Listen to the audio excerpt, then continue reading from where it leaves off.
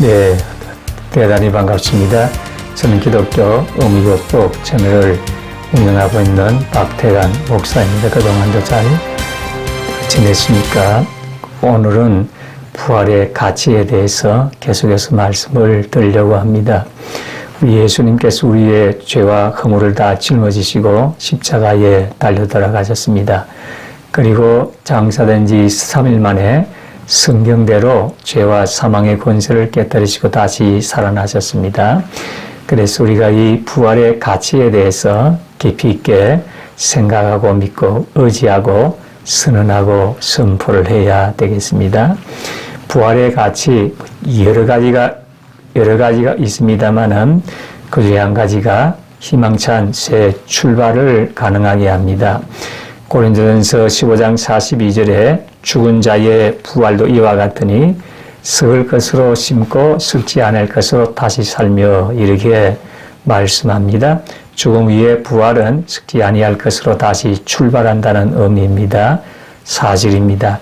부활의 상징인 봄을 보십시오. 황량 겨울의 들판에 새싹이 돋고 푸른잎이 나고 꽃이 핍니다. 그렇게 메말랐던 나무 가지에서 파릇파릇 새싹이 돋고 아름다운 꽃이 피고 잎사귀들이 그렇게 생명이 꽉 들어찹니다. 부활은 확실히 영광스럽고 좋고 희망찬 것입니다. 나사로의 죽음을 보십시오. 나사로가 죽은 무덤에 들어간 지 나흘이 되매 썩은 냄새가 납니다. 나사로가 죽은 것이 아니라 그 위에 마르다와 마리아의 가슴 속에 희망도 죽어버리고 말았습니다. 무덤이 마르다와 마리아의 가슴 속에도 있고 나사로에게도 무덤이 있었습니다. 그 절망적인 상황에서 예수님이 오셔서 뭐라고 말씀하셨습니까? 나는 부활이요 생명이니 나를 믿는 자는 죽어도 살겠고 살아서 나를 믿는 자는 영원히 죽음을 보지 아니하리라. 그는 나사로의 무덤가에 가서 무덤문을 열어놓으라 그렇게 말씀했습니다. 나사로여 나오라. 죽은 지 나흘 만에 나사로가 수의를 입은 채 살아서 무덤에서 나왔습니다. 그리고 그와 동시에 마르다와 마리아의 가슴 속에 좌절과 절망의 무덤문도 열려버리고 희망과 즐거움이 꽃피었습니다. 이것이 바로 예수 그리스도께서 하시는 일입니다. 자리잔 종교나 율법이나 윤리 도덕의 교사가 아닌 우리에게 생명을 얻되 풍성히 얻게 하러 오신 주님이십니다. 우리 주님을 종교나 율법이나 윤리나 도덕의 교사로 생각하면 크게 잘못한 것입니다. 주님은 우리에게 먼저 죄를 용서하고 생명을 주십니다. 우리에게 소망과 꿈을 주시는 것이 주님의 역사입니다. 우리 주 예수 그리스도를 구주로 모실 때 좌절과 절망에는 개인 속에 희망의 불꽃이 튀어오르는 것입니다. 개인적인 좌절과 절망에서 내일이 없다고 할지라도 예수 그리스도를 생각하면 죽은 지 사흘 만에 부활하신 그리스도가 같이 하면 우리 개인의 삶도 부활의 소망이 있습니다.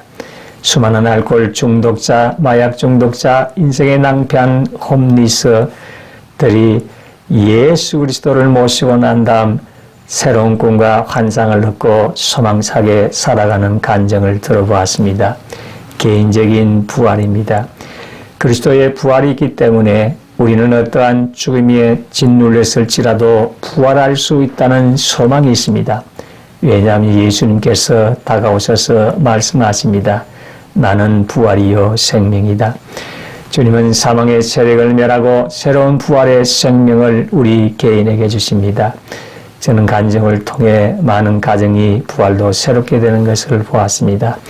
남편과 아내 사이에 끝없는 분쟁, 가정의 절망, 사업이 무너짐으로 말미암아 다가오는 고통, 이런 막다른 골목에서 소망을 잃었다가 그리스도의 복음을 듣고 죽은 자 가운데서 부활하신 예수님을 구주로 모시자 그 가정에 부활의 봄이 다가오는 것을 들어보았습니다.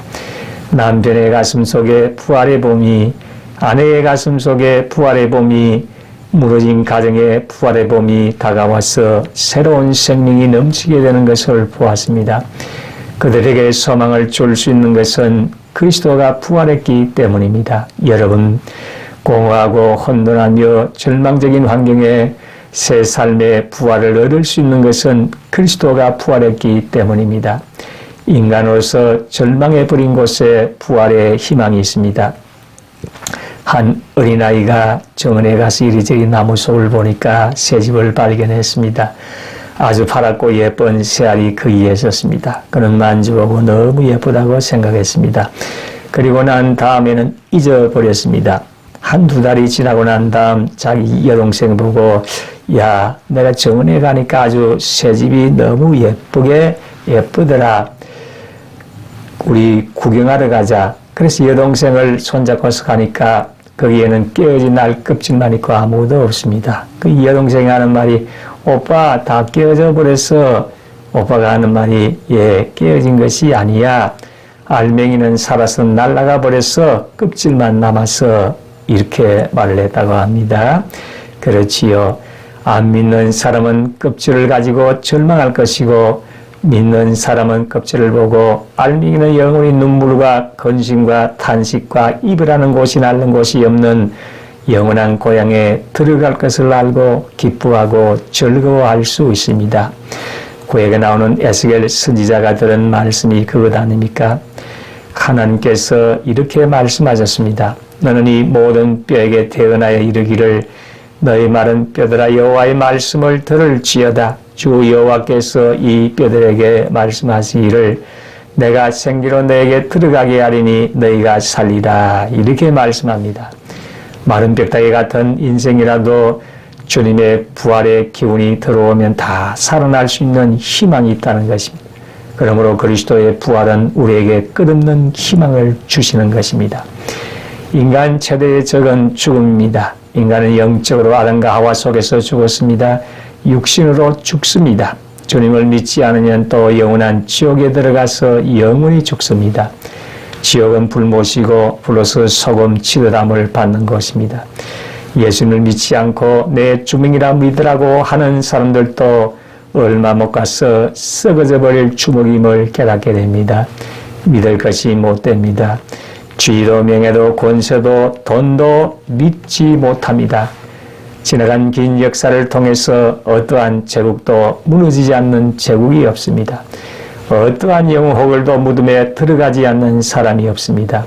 사람이 한번 나서 죽는 것은 정한이 집니다. 죽고 난 다음에는 심판이 있습니다. 그리스도를 통해서 영광의 부활로 그리스도를 배반하고 심판의 부활로 우리는 다 다가오게 됩니다.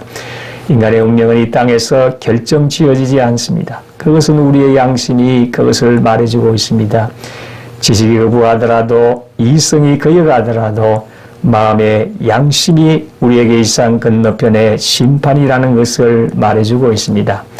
영원한 영광이냐 영원한 수치와 죽음이냐가 이 땅을 살아가는 동안 또 하나의 결정이 되는 것입니다. 영원 불멸 같은 가르침은 경험하지 못한 희망상에 불과합니다. 영원히 불멸하는 것을 누가 보았습니까? 영원 불멸은 아무리 주장하더라도 증명할 수 없는 그저 인간의 마음의 희망사항입니다. 과학의 발전으로 단지 그 시점을 늦출 뿐이지 궁극적으로 죽음은 극복하지 못합니다. 인간은 죽음을 극복하고자 자연 종교로부터 출발한 영원 불면 사상을 추구하게 되었습니다. 이것을 신봉하는 힌두교나 불교, 헬라 종교 및 대다수의 보편 종교들이 영원 불멸 사상을 추구합니다. 어떤 사람은 죽으면 영원한 내세에 가서 산다는 것, 또 어떤 종교는 죽었다가 다시 윤회해서 사람이 소도 되고 짐승이 된다고 합니다. 소 한 마리가 자꾸 목탁 소리를 내면서 운다고 해서 그 소가 보살이라고 합니다. 성대가 고장이 나서 목탁 소리를 낼 수도 있는 문제인데 윤회의 사상을 통해서 사람이 죽어서 소가 되어서 목탁 소리를 낸다고 주장하기도 합니다. 영원 불멸론은 아무도 증명할 수 없습니다. 우리 기독교의 신앙은 영원 불멸론 그런 곳에 있지 않습니다. 우리는 예수님이 죽었다가 부활했기 때문에 영생이 있는 것을 압니다. 죽은 자 가운데서 부활하지 않고야 죽고 난 다음에 저 세상에 있는 것을 누가 알 수 있겠습니까? 지금 여러분들은 부활의 소망 가운데 살아가고 있습니까? 새로운 인생의 출발을 하고 싶습니까? 그렇다면 부활하신 예수 그리스도를 바라보시기 바랍니다. 그 예수 그리스도를 통해서 부활의 의미, 새로운 생명, 새로운 출발, 새로운 의미가 있다는 사실을 알고 새로운 인생을 출발하게 되셔서 하나님의 뜻을 이루고 하나님께 그 영광을 돌리시기를 진심으로 소원합니다. 끝까지 시청해 주셔서 대단히 감사합니다. 다음 영상에서 만나도록 하겠습니다. 감사합니다.